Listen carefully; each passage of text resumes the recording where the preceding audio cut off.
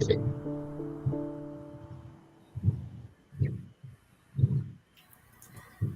and welcome everyone to the University of Toronto Mississauga's first Discover Day of the term. We are so thrilled to have you all join us this evening or morning or night or afternoon, depending on where in the world you are joining us from. So welcome. My name is Tiara de Koning. I'm a student recruitment officer here at the University of Toronto Mississauga, or UTM as we like to call it for short. Before we get started, I'm going to invite our wonderful tour guide to unmute and introduce herself as well. Hi, my name is Shehwar. I'm a student ambassador with the Student Recruitment and Admissions Office. So I'm going to be giving our tour in a little bit. Also, quick shout out to Lily, who's going to be our chat moderator today and answering your questions throughout the stream, along with Michael and Austin, who are our producers in the back. Awesome. Thanks so much, Shehwar. And yes, shout outs to our team for supporting us this evening. We're looking forward to hearing more from Shehwar during our tour. But before we get started on all of that, I'm going to give a quick overview of what you can expect for the next hour that we have together. So I'll begin by sharing a general overview of the University of Toronto Mississauga and really what it has to offer for potential students and applicants on campus. And then I will be handing it off to Shehwar to lead you in a virtual tour, showcasing all the wonderful aspects of our campus, especially from her perspective as a student. We will then come back to a quick time of Q&A. So yes, as she mentioned, feel free to utilize the chat throughout the duration of this presentation and the stream. Ask your questions as they come up. Lily will likely be answering them as well, but we will have a dedicated time of Q&A and we'll tackle some questions then. And with that, I will send off our tour guide and we will see her soon. So bye, Shehwar. Thank you so much. And yeah, we can get started on the presentation. All right. So to begin, I'd like to first acknowledge the land on which the University of Toronto operates.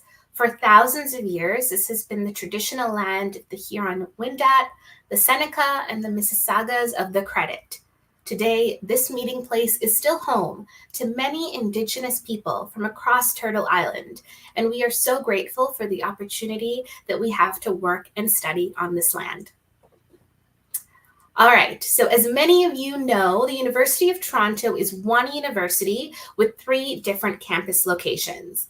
The 3 campuses are all distinct and unique in their own way, allowing you as a student the freedom and the choice to really study in 3 different learning environments with many different academic programs, as well as the unique opportunity to belong to different campus communities across the Greater Toronto Area. However, it's important to keep in mind that we are one university, right?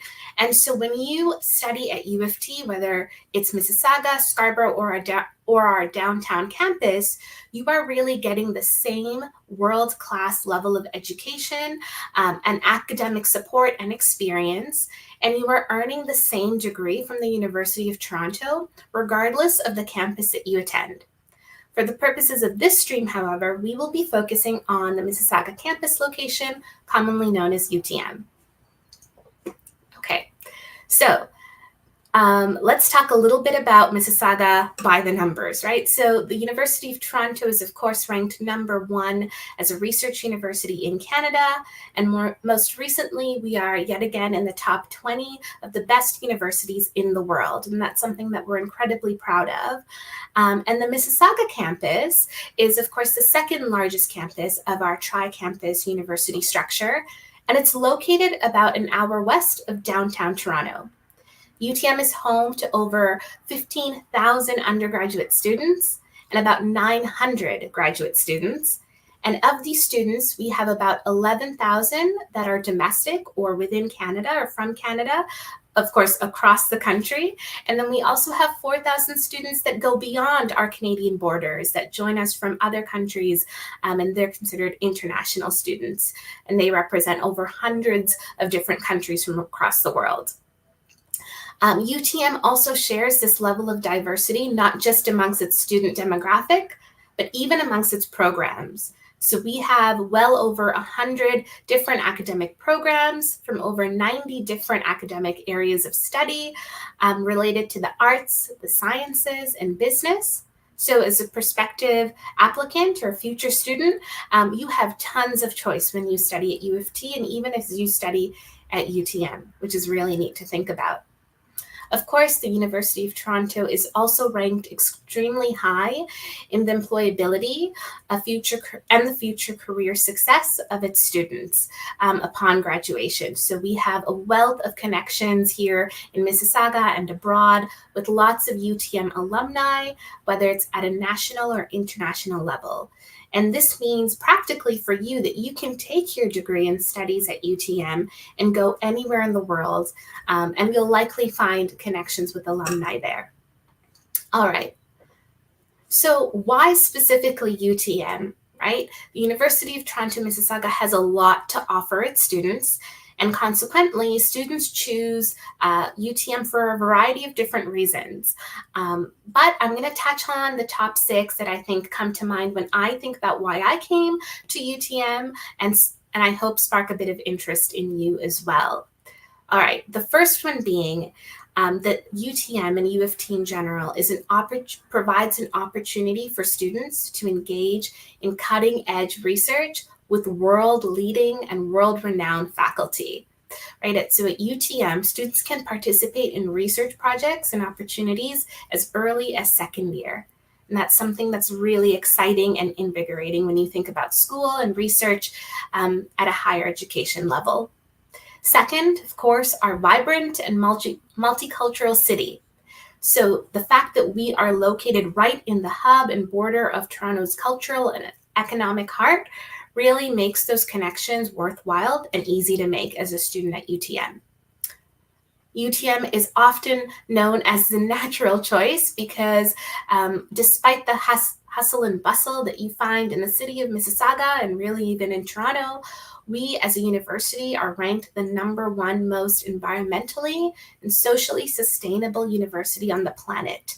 And our campus, particularly in Mississauga, bodes well for that claim. And it has over 220 acres of beautiful, protected green space. And so we are deeply committed to honoring that space, as well as we are deeply integrated into the natural environment in which we study and learn and live at UTM. Of course, number 4, as a member of the UTM community, we are also excited to share with you an abundance of support and resources, right? So we have made those available for students, and we've been very intentional about the supports that we offer that are designed to meet students exactly where they are. And so really, they're student-centered supports that help you achieve your dreams, your goals, aspirations, and expectations here at UTM, and really for the rest of your life beyond university as well. Number 5, we are, of course, the #1 university in North America for research-based startups. And we are in, I think, the top 5 of the university-managed business incubators in the world.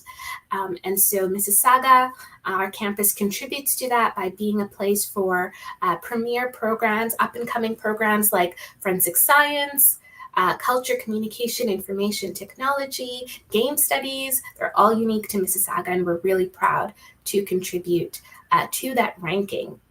Last but certainly not least, number 6, we are a global community, and we have within that community diverse citizens. So as a student body, we have a large network of alumni that we can connect with over 135 different countries. So you are bound to find someone that you can relate to, that you can build community with, and really you're able to connect with people that you might not have otherwise run into and found connection and common ground with. So those are just 6 reasons why UTM might be the right choice for you. And admittedly, I could go on and on about why it's such a special place to live, study, and grow. But I think a better idea would be to bring an actual current student into the mix. And so I'll invite Shehwar to come back on screen and to share with us her virtual tour. So with that, I will say goodbye. I will turn it over to Shehwar, and yeah, over to you. Thanks. Thanks, Tiara. So yeah, I'll be giving you guys a smaller kind of virtual tour today. Like mentioned, my name is Shehwar.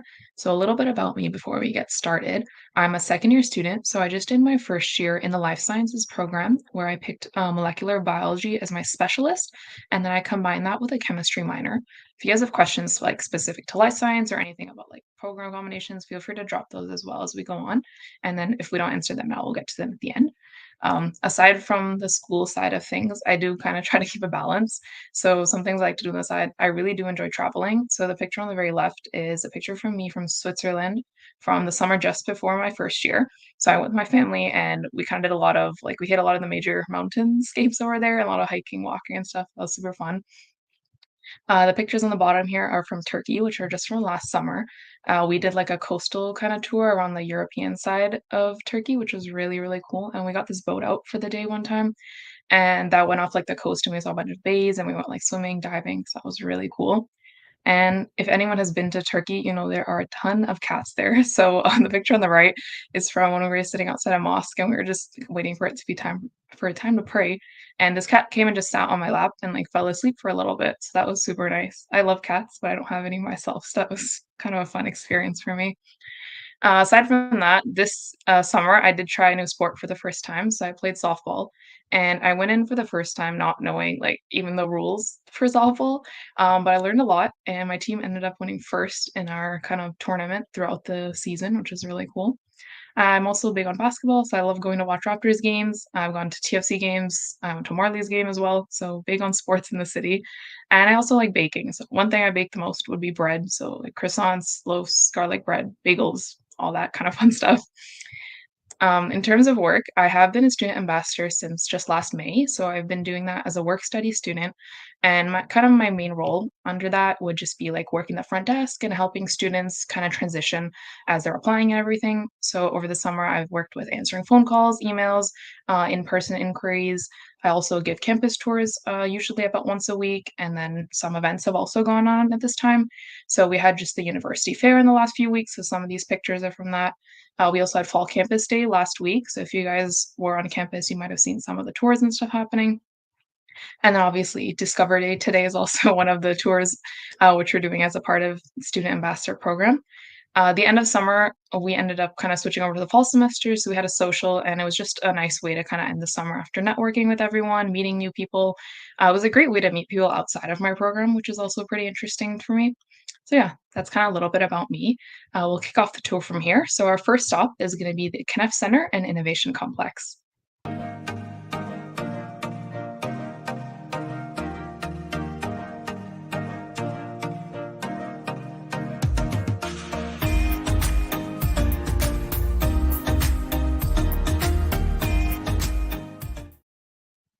So yeah, the Kniff Center is home to our student recruitment and admissions office, along with the office of the registrar. As an applicant, your main point of contact right now is going to be the student recruitment and admissions office. So if you guys ask any questions or anything like that, you guys will be coming and talking to me most likely, along with some other students and recruiters. The office of the registrar is my main point of contact now as a student. Over here, I look to financial and academic advisors as like the main two services I would go for.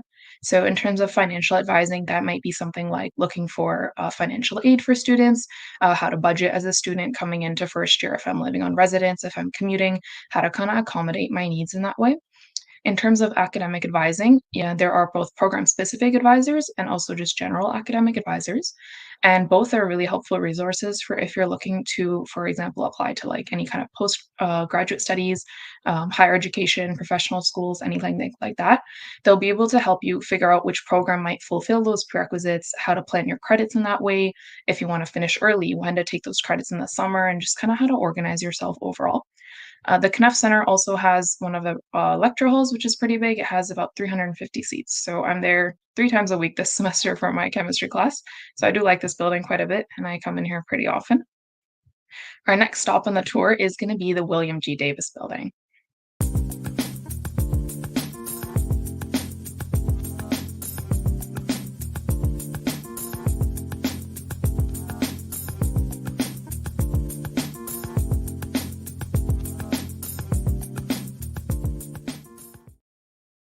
So the William G. Davis Building, less formally referred to as just Davis, is home to some academic spaces along with just some like food, eating, and services spaces. In terms of academics, the chemistry, geography, biology, and physics departments are all located here, along with their labs. So, as a molecular biology student, I am in here every single week. Since first year, I've been either on the first or second floor doing my bio labs. And personally, I really, really enjoy the labs at UTM a lot more than I did in high school, just because while the lecture content and everything is very similar to what's going on in high school, the labs are a lot more unique in terms of what we're working with. So we're working with both living and dead organisms. We're working with like extracting DNA. We worked with like plants and everything. And as Tiara mentioned, there is a lot of like nature and being surrounded by like the Credit Valley River, Arundel Park, and everything. We are like extremely close to the nature side of things in terms of the campus. So that really helps kind of immerse in ourselves in that. And actually, in one of my ecology labs, we did go out and sample the soil from the nearby areas to compare like the microbiology and the diversity and stuff. So that was really cool. So you can see here some of the pictures. So at the very top in the middle here, we extracted DNA from a pea, and you can see like all the separated kind of strands, which is really cool. So that was during first year. And then we also worked with like analyzing like cockroach behavior and their competition and stuff. And then we went on to dissect the same cockroaches a few weeks later. Down the hall from the biology labs is also the student services hub. So some notable services happen here. I think my top three would be accessibility services, the career center, and the Center for Student Engagement. So the Center for Student Engagement, or the CSE, was kind of a program I worked with while I was transitioning from high school to first year. So they offer a program called Eagle Connect, which kind of takes place over the summer. So over the course of those 12 weeks, you're given kind of a task every week to work on. And in those tasks, it gives you like something that'll introduce you to the school. So one week might be, here's how you can navigate the course shell, like Quarkus. Here's how you can find courses. Here's how you enroll courses, how to make payments. And it was just like small things every week. But it ended up like being an easy transition coming into first year because now you have some like, you've kind of touched on some of the stuff that you might be looking at going into it. And that's not something you want to be thinking of once you start studying coming in. Some other services here, the Career Center. So I've worked with them if you want to get your cover letter and resume critiqued. They can help you personalize that based on the job that you're working with. You can also do practice interviews with them. And they're also available for 2 years after you graduate. You can still use their resources. So even if like you've left already and you just want to kind of personalize, critique that resume and cover letter one more time, they're absolutely available. You can just book an appointment and do that. The last service I'll touch on here is accessibility services. So if you're a student with like an IEP or you're requiring some additional support for evaluations or something like that, you can get that help from accessibility services. So that's like extra time and other accommodations. And you can also volunteer to work with accessibility services as a note taker. So I did that during my first year on my Environment 100 course. So my responsibility in that was to basically just upload my notes at the end of each lecture, and that goes out to students who need it. So that both helps the students who need it, and you also receive a co-curricular record, or a CCR, which kind of add up to create a non-academic transcript of all your work and volunteering and stuff on campus, which is just kind of a nice way to collect like what you're doing and stay involved in the community. Right beside the student hub is our Davis food court. So this is kind of our biggest eating space on campus. It has quite a few kind of options as well. So we have like Tim Hortons, Thai Express, Harvey's, shawarma place opened up just this year, I think. And we also have a few food services offered by UTM. So that's like soup, salad, sandwiches, pizza, and all the food that's grown on campus is actually used within these services in like the UTM services. That's pretty cool. Like you're eating locally grown food from like right next door. Just downstairs below the Davis food court is our bookstore. So that's kind of your one stop for any merchandise, books, resources, textbooks, last minute supplies, all that stuff. Going into first year, I also had to get a lot of stuff from my labs. That's like lab notebook, goggles, lab coat, all that stuff you can also get from the bookstore really easily. And it's all pre-approved for the lab. So this is kind of where I would recommend getting that kind of stuff. If you do buy textbooks and other resources first year, you also have the option to sell those back to the bookstore. Chances are you won't need the same stuff again after first year, so that's pretty helpful. If you go just below this, we'll be heading over to the Recreation, Athletics, and Wellness Center.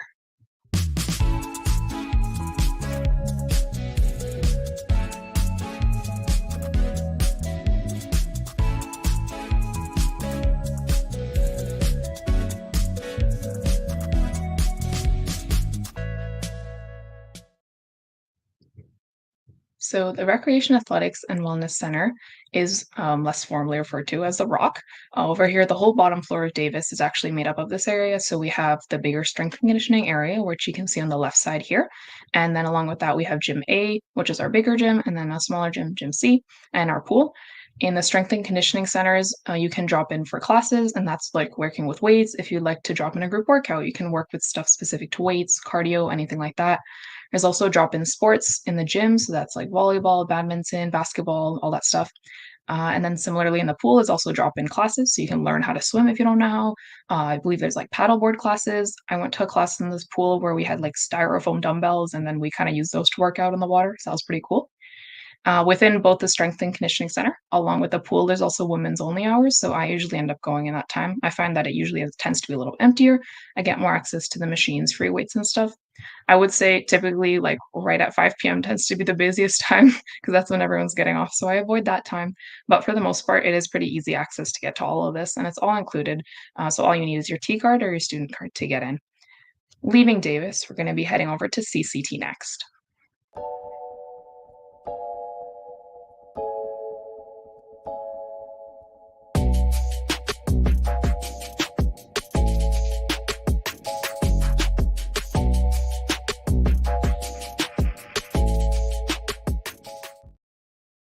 So the CCT building, or the Culture Communication Technology building, does have one of our biggest lecture halls on campus, about 500 seats. So I was there almost every day of last year for my biochem, art history, psychology, all those kind of big courses that you might be taking in first year. You might find yourself in here. Along with that, this is a pretty busy corridor for most of the year. So the picture on the top right, you can see we had like a club fair happening. That usually happens within the first month of school. Every other week, you'll have some clubs advertising for themselves. Clubs are a really great way to definitely meet people with similar interests, even if it's outside of like your studying discipline, if you just want to join a club for fun. So I was a part of the Arundel Biology Society last year, so that was kind of close to what I was studying. But then I also was part of the crochet club, so that was just kind of something I like to do on the side.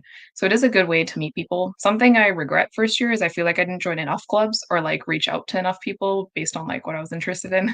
So that is something I'm doing now this year, and I've joined a lot more stuff. So I feel like I've reached out to more people, which is pretty nice.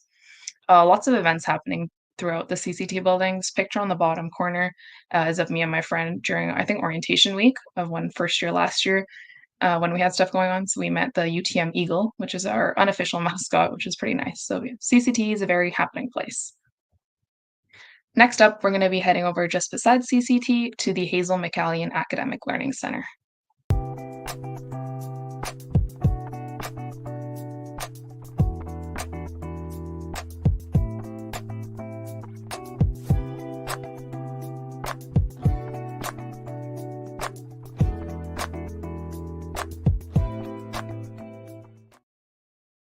So the Hazel McCallion Academic Learning Center is also just the library, which is what most people will be referring to it as. The library has, I would say, the biggest study spaces on campus, and it is my second favorite place to study. So it has 4 floors, the bottom floor being kind of group study space, and then the higher you go, the quieter it'll get. Within each floor, there's also the study rooms available. So that's kind of this picture in the top in the middle here.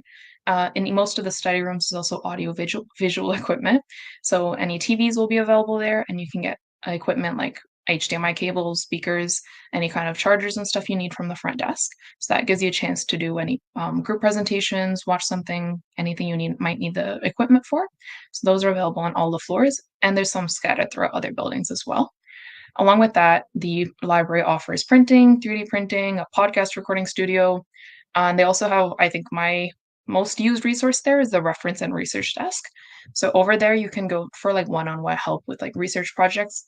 During first year in my bio course, we had to do like an independent study project. So in that, we had to come up with our own research question, and then based on that, find like peer-reviewed sources and like go to support kind of our claim towards that. So over there, I went to them for help. And because they're familiar with the project students are doing during first and second year, they're able to help find like really specific resources for what you need that are peer reviewed and would work for your work. And along with that, we had to use nature citation style, which I had never even heard of before. So they can also help you figure out how to do citations. And it's just a really quick, easy support for you to reach out to. Just beside the Hazel McCallion Library is the Ivy building, where I'll be heading next.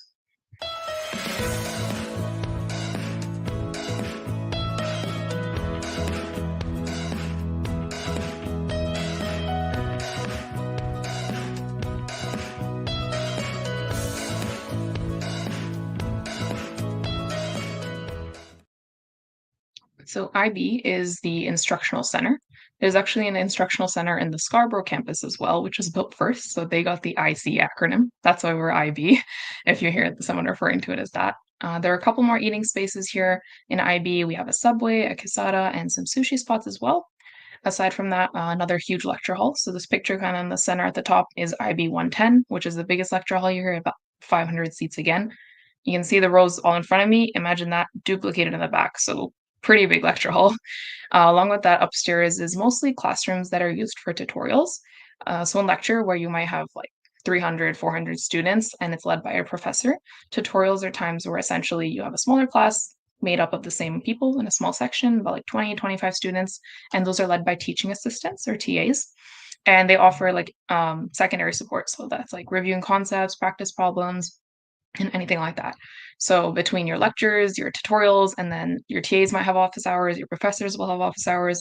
You have a lot of time to reach out and get that support if you need any extra clarification, if you just like to kind of speak, ask university questions, ask about course concepts, all that stuff. They're really open, especially the first year professors I found were very, very inviting to that because they know it's like your first time being here. So they were really helpful for even non like course related content if you had questions about that. Next step in our tour, we're going to be heading over to the MN building.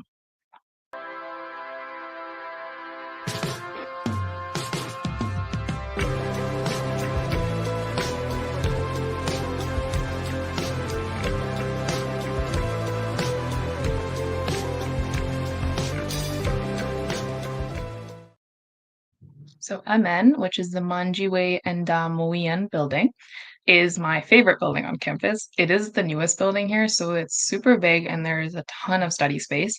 It has 6 floors, so going from top to bottom, there is so much space you can go for. My absolute favorite spot during the summer and early fall is the patio.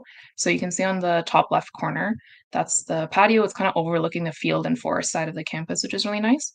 And the picture just beside it is kind of a path that cuts through that forest. So especially in the fall time, like the last 2 weeks, I think was like the peak color time. So it was like all the leaves are still up, the colors are beautiful, and I just think surrounding this area is like really pretty, all the forest and everything. In MN, there's a ton of study spaces. You can see this kind of foyer out in the front. There's also events that happen here throughout the year. Last year, I remember I saw like a Mario Kart event. So they had like a bunch of Wii games and Nintendo Switch games. That was pretty fun to kind of drop in and play those games. In the MN building, there's also some academic supports. So the Robert Gillespie Academic Skills Center is located here, and they provide kind of supplementary support to student learning. So in their center, they provide study sessions for like first and second year courses typically, which are led by upper year students. So in those, they'll give practice problems, kind of guide you towards any questions you might have, and provide that extra support for if you want like more practice problems to speak to an upper year student, learn some study skills. And I actually also attended a few FSGs last year. They called facilitated study groups. And this year I'm actually hosting some as well for a first year bio course, which is pretty fun. The building right beside this is Deerfield Hall, where we'll be heading next.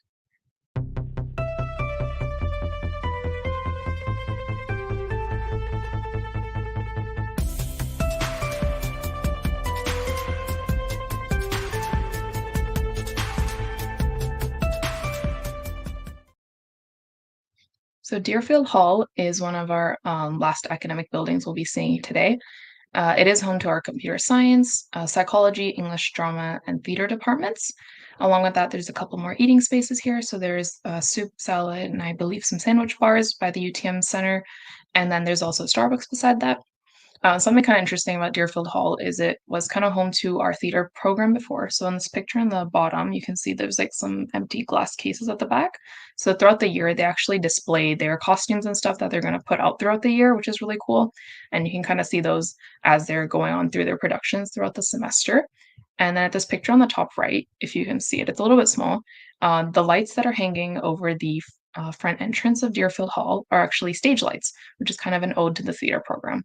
So if you guys are coming by in the campus tour, feel free to look up and see those next time you come in. Another thing I forgot to mention about Deerfield and MN, just because they're on kind of the forest side of the campus, if you come early morning at like 8, 9 o'clock, I've seen deer walking around outside like more than once. That's pretty cool to just see them kind of wandering around campus and they're so unbothered by like everyone walking. So if you do want to see some, feel free to visit some morning in the next few weeks and you'll probably come by and see some. Our next stop, which is actually our last stop for the tour today, is going to be the Student Center.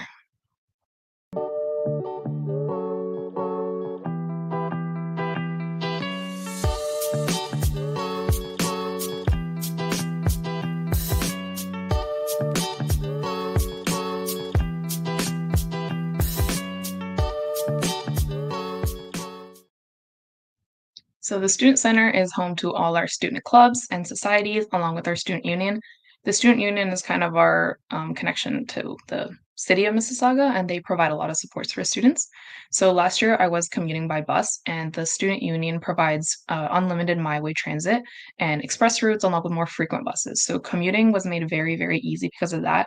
So like some of the buses which go to like more commonly like Square One, South Common, the kind of close by areas to the campus, which are like bus routes to others, the buses are coming like every 7-10 minutes. So very frequent busing, and it's all free for students, like an unlimited pass, which is really, really helpful.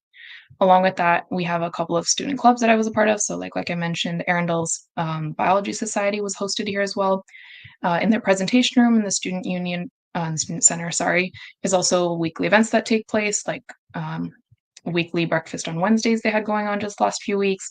There's Halloween events. There's going to be some upcoming holiday events, exam de-stressors, kind of all that stuff going on. Along with that, so this food from the top right corner is from the Blind Duck, which is our campus pub, also located in the student center.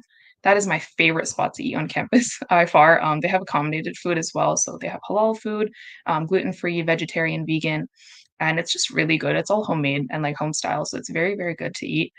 I really enjoy it. So like if I was to pick some place to go to, only like the only place to go to on campus would be this, if that was the only one I had to pick from. Aside from that, a very happening place all throughout the year, orientation, holiday events, exam events, lots of stuff going on.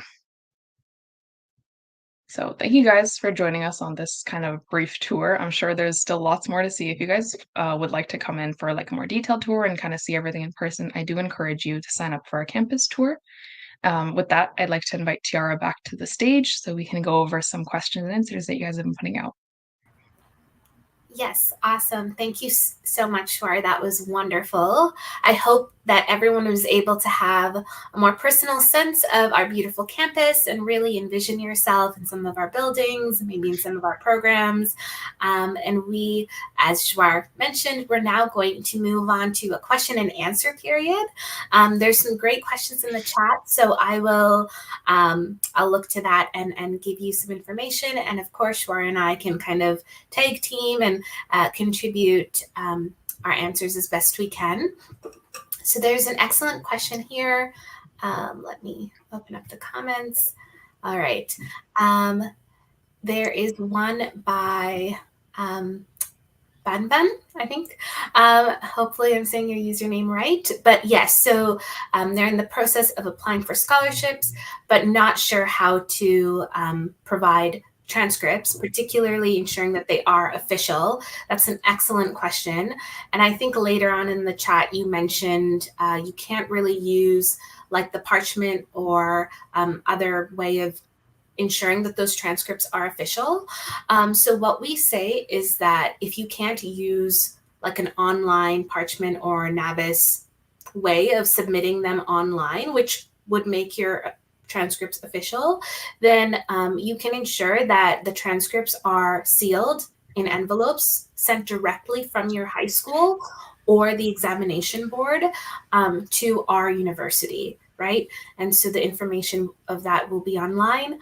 And again, just making sure that they're sealed envelopes, they're stamped official, so that when we get them, we know that they are to be considered in an official manner. And just a heads up that, you know, anything that you do send us, then we are able to keep. So ensure that they are not irreplaceable copies. If you are sending us a transcript and it is official, just ensure that you're able to access more than one if necessary. But excellent question. Thank you for that. Move on to the next one here by Mohan. So I have a question. Can you please give us information about co-op programs? Great question. Yes. So we have basically, UTM has a co-op and internship hybrid, which is a really nice balance where students are able to apply themselves in a practical setting, in a work setting, as well as gain academic skills alongside of being in that industry and getting that experience. So there's a number of programs that offer co-op at UTM. And so students are able to get a competitive salary for the duration of their work experience. And you can kind of specialize depending on if your program offers it. As long as you are able to apply for that and meet the specific program requirements, you are eligible to apply to the UTM internship co-op hybrid program. And that would happen in second year and onwards. So once you're here, you're able to connect with your department, ensure that you are within the correct criteria to be eligible for co-op within your program, and then you can apply. But yes, we certainly have them, and they are quite accessible and quite neat. Thank you for your question. Shehwar, if you have any insights on co-op, if you've done them or know students that have, happy to hear from you. But So I can try to speak a little bit to co-op. I would like to say, aside from co-op, actually, since you spoke about that, there are other opportunities as well. So while co-ops are primarily focused right now towards like business and computer science programs, we have ROPs, which are research opportunity programs, which are catered a little bit towards more traditionally science. So that's like chemistry, biology. And within that, essentially, you'd be working directly under a professor for a term, and you would be kind of like observing their lab, helping with them, and getting like real lab experience. And you would get a course credit at the end of that. So you can apply for that as early as your first year, and then that you would be able to do that over the summer and then the fall and winter semesters of like the following terms. So that's one option. And there's also work studies, which give you the chance to do on and off campus work as well. So you can work for a professor under a lab as like a lab assistant, as a researcher. So they do look for students with some experience. If you end up getting an ROP, that would be a really good kind of transition into the work study program as well.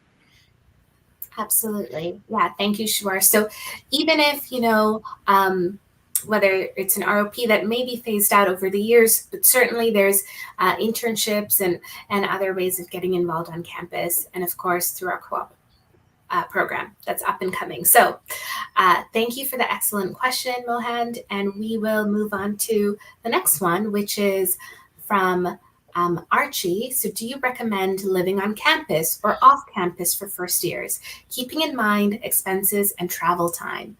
Great question. So maybe I'll kick it to Shehwar first, just to get from her Sure. perspective as a student. And then I can also speak to a certain degree on like financing and making that possible if necessary.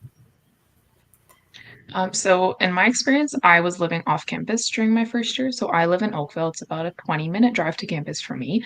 So during first year, I was taking the bus though. So I was taking public transit. It took about 40 minutes to go from where I was going to campus. But like I mentioned, busing is pretty frequent, at least in Mississauga. So that was really helpful. In terms of living on campus, I don't know anyone personally that has lived on campus. I've just kind of spoken to people in passing about it. I know in terms of like if you're worried about like, oh, am I still going to be involved on campus, that kind of thing. There is definitely a lot of opportunity even as a commuter student. Like I mentioned, I was a part of a couple of clubs last year. It is really just a matter of time management. So if you're worried about kind of involvement in that sense, then living off campus can be a little bit challenging. But then if you're looking at expenses, maybe that might be a little bit easier compared to residence. I know a lot of students, instead of taking opting in for residence, they do look for like close by off-campus residence, which is pretty helpful because then the commute time is very short, and then they also might save on like the meal plan and not having to get all of those additional costs that might come with living in residence. So there are kind of pros and cons to either. If you want to add to that, Tiara. Yeah, thanks, Shehwar. No, it's an excellent question. I also went to UTM, but I lived close by, and so I commuted. I will say Mississauga, and we do have kind of a connection with our local busing route, which provides free busing on our busing system in Mississauga for students. So commuting is somewhat easier and more accessible. At the same time, living on residence for a lot of students is the right choice. My advice to you is to go ahead and let us know in any case, even if you're uncertain now, if you've applied to the University of Toronto, whichever campus, we do have a first year guarantee for residents. As long as you've applied by March 31st, you don't need an offer letter. You don't have to make any payments. You don't have to be locked in for that decision. It's just letting us know that, hey, I have interest in this university and I may need a spot. And so whether or not you have made your final decision on residence, let us know by March 31st that you'll be needing it, and that ensures that a spot is made available in case you should need it. So on your Join portal, once you've applied, you'll get a prompt and you can fill out that very quick application. And that just ensures that you have a spot in case you need it. So that would be my first advice. Secondly, of course, look into kind of budgeting, the kind of floor plans that you may have on res. There is lots of wonderful community off and on campus. As Shehwar said, it doesn't mean that you can't make friends or find communities that you belong to. But for a lot of students, they do find that it's the right choice. So really, it's up to you. And I hope that you're able to have some time to look into that. But that's an excellent question. And again, on our website, there's more information on kind of the funding breakdown, the meal plans, the floor plans. You can take virtual tours of the residence halls for any of our campuses, specific to UTM as well. So it's a great question. All right. There's another question here by Alba. So what advice would you give to first year students to make the most of their time on campus? Are there clubs, volunteering opportunities, sports teams? Yeah, great question, Alba. Thank you so much. It's been a minute since I was a student in first year, so maybe I'll ask Shehwar to take this. And then of course I can add to it if I need to. But yeah, might be a good question for Yeah, her. for sure. So yeah, that is a really good question. In terms of volunteering and everything being involved on campus, like I said, there is like an unimaginable number of clubs on campus. So even if it's a very niche thing you're interested in, I'm sure there is a club on campus. Like there are 15,000 students, sorry, like Tiara mentioned. So lots of student-led clubs, opportunities and stuff like that. In terms of sports and getting involved like athletically, we do have both like our like varsity teams going on, and we also have like I want to say like more casual like intramurals and sports teams that you can join with friends or join as like a free agent and kind of join those to meet people. So in terms of that, that's like if you want to do like a continuous kind of thing for sports. There's also like drop-in sports and stuff like that if you're interested in. In terms of volunteering, I know clubs are always looking for students to help with like events and stuff they have on campus. And it really just depends on what you're interested in. So if you have like a specific kind of club you're looking for, anything I can kind of try to speak to that if you have more follow-ups on that. Tiara, do you have anything to add? Yeah, no, that was great. I think, like you mentioned, Shwar, like there's tons of opportunities to get involved. If you don't have a club or you can't find a club that you're naturally inclined to join, there's also the opportunity of creating one, right? So you can totally look into that. Lots of volunteer opportunities, work study opportunities. And so there's just so much to offer. My recommendation, and I think your follow-up, Alba, like what is something that you enjoyed most in your first year? My recommendation for any first year student is to keep an open mind, right? You're coming out of high school, you may have a sense of what you're interested in doing, and certainly there's room to pursue that, but also be open-minded to explore something that is out of your comfort zone. I know for me, that's what I did with even working on campus. And that was kind of the first step of even changing my career path because I had come in, thought that I wanted to do medicine and science, and ended up going into education because I just loved student mentorship and supporting students at the undergraduate level. So it may open up more opportunities when you have an open mind, and it doesn't hurt to try multiple things out. Things don't work out, that's okay, but you've given it a fair shot, and I think that's a win in any case. And yeah, something I enjoyed most in my first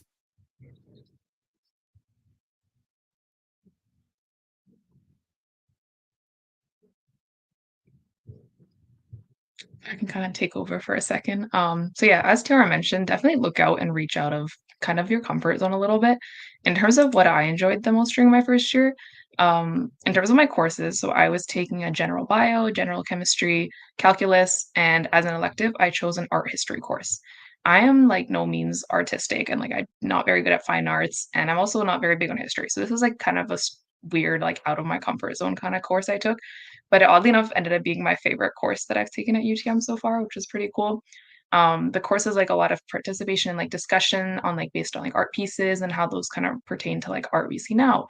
And like it was very out of like my usual kind of studying, like out of like the biochem discipline. So that was a little bit new for me, but I definitely recommend like reaching out of what you might not have enjoyed in high school or previously. A lot of the way courses and like even opportunities like volunteering clubs and everything, they're presented very differently in university. So definitely just reaching out to try out those new things is super duper helpful.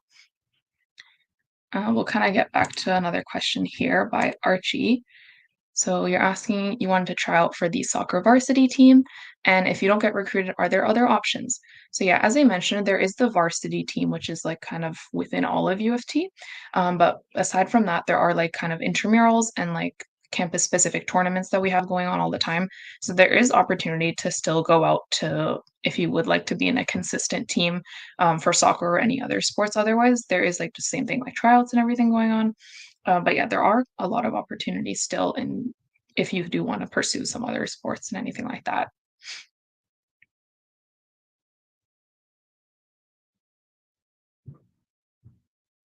Hello. Hi everyone, my name is Michael. I'm just jumping in here. We may have just lost Tiara temporarily, so we'll just wait for her to come back. I think, Shehwar, you're good. There's a few more questions that we can go through. I want to throw one up particularly that I thought, well, it made me smile, which is that one, Alba says thanks for the tour and everything looks amazing. And I agree, Alba. Everything does look amazing. Is amazing. And Shehwar, I think, did a great job. Thanks, Shehwar, for the tour. I'm going to jump back into the chat to see if there's something else that we can answer. If you have any more questions, we do have a few more minutes before the end of the stream. So now's your chance to kind of put in any sort of final questions that you want to ask us. Let me take a look at the chat. Bun, just the last question again. So apart from Parchment and Naviance, is there no other way? I would say to visit our document submission website on our admissions website to take a look at some alternatives that may exist. If not, you can always contact us directly to see if another opportunity may be available where you are to make it official. Tiara did mention that you are able to send in sealed envelopes directly from the institution, and that would be considered official. But check out our website, or you can contact us directly to find an alternative that may work best for you if Parchment and Naviance aren't available to you. So I hope that that helps. Shehwar, I'm going to ask you a question here. Looks like we have a question coming. We do have a question. Archie, thank you for that. Let's go ahead. So what is the typical workload like for students in a major? And then how do you find balance? So Archie's intended major is forensic science. I'll throw that over to you. Sure. So if you're looking at maybe you want to find out which courses you're going to take and maybe how many electives or how many free spaces you might have, I recommend looking up the academic calendar for UTM.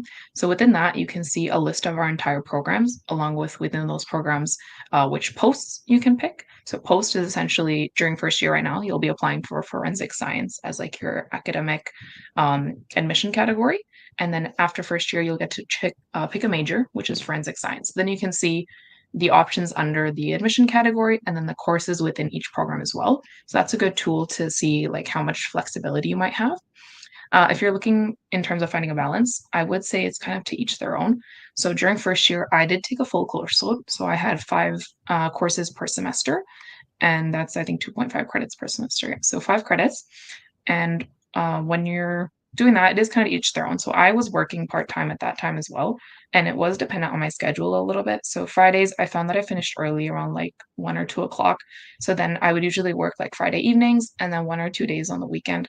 So I'd be working about 12 hours a week, and then I had school throughout the week, and there was also some clubs happening on the side for maybe like an hour or 2 every week as well.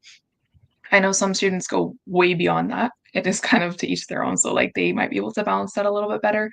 If you found that you've been able to balance that well in the past, I would recommend trying it out, because you won't know until you try. And if you are able to balance that, it would be really great for you to kind of figure out your own balance, and figure out those study skills and habits during first year is honestly the best time, because you're still kind of getting used to the environment and you have a lot of opportunity to make those changes early on. Welcome back, Tiara. Do you have anything to add to this question? Thank you, Shehwar, and thank you, team. Yeah, no, I apologize. There was a power outage, as per, things like this that sometimes go wrong. But thank you for your patience. And yeah, no, this is an excellent question, Archie. I think Shehwar did an excellent job from what I heard at the end. So yeah, I think my advice there would just be recognizing that it is a jump in terms of workload, but certainly that there are tremendous amounts of supports at university. And so I think the challenge is going to be there, but that challenge is met with a lot of support from our end. So if you are finding that, your major is challenging or too challenging, or you're experiencing burnout, or that you just need additional help, there's lots of academic supports, things that support you in terms of managing your time, managing your resources, your financial aid, course load, lots of stuff there to help you. So please do reach out. And then if there's no other questions, I think we're good in terms of, there's a question here. I'm assuming perhaps when I was away, Archie's question about the soccer varsity team was addressed. And so if not, I can take that on. But do you remember, Shehwar, did we address we got that one? to that one. I think just we have this one last question that came up now. Yeah, perfect. And that is perfect because it kind of brings us to time in any case. So Archie notes the question here. There we go. I'm also a Canadian study abroad. Okay, so I will have the international fee exemption for this. And do I contact the university? It's a great question. So there are certain students that do have international fee exemptions if they are international fee paying students. The best kind of advice I can give is that this would come into play once you've been given an offer and accepted your offer to the university. You can find a fee exemption page, and I will link that in the chat for you. But the specifics of which you would have to contact the Office of the Registrar at your campus or your home campus. And so oftentimes it requires you to complete a form, like UTM will ask you to complete a form, provide any supporting documentation. And if you are within the category of students that can get a fee exemption, then that would be applied to your fees within the Office of the Registrar. But that is a great question, and hopefully it gave some clarity. And yeah, perhaps if there's any other lingering thoughts, folks, please feel free to put that in the chat. We can always tackle it. And I just wanted to kind of mentioned very lastly that there are a couple deadlines to keep in mind and recommended dates as you pursue applying. So one being our November 7th early consideration recommended date. This allows students, if you've applied by November 7th, to be considered in our January rounds of admissions, but more importantly, to have a longer time to prepare your supplementals, provide us with any other additional supporting documentation like English proficiency testing, fill out your awards and scholarships, bursaries, things of that nature. Of course, the final deadline, the hard deadline for applications is January 15th, 2025. February 1st is when a lot of supplementals and scholarship applications and additional documentations are due. And March 31st, of course, is that deadline to apply for residence. And that allows you our first year residence guarantee. All right, so I think that brings us to a nice end within the stream. So thank you so very much to all of you for attending, for joining us, for your amazing participation, as well as your engagement in the chat.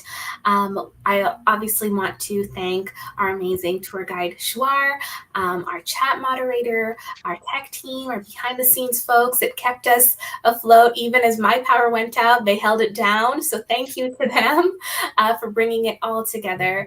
And of course, for viewers like you that have watched and engaged. So thank you so much. Very quickly, if you do have questions that perhaps didn't come up tonight, or you have questions moving forward, please do check out our website at www.utm.utoronto.ca/future to ask any questions and get more information. So you can check out our website. You can also review any upcoming events, future Discover Days that happen in the following months this term.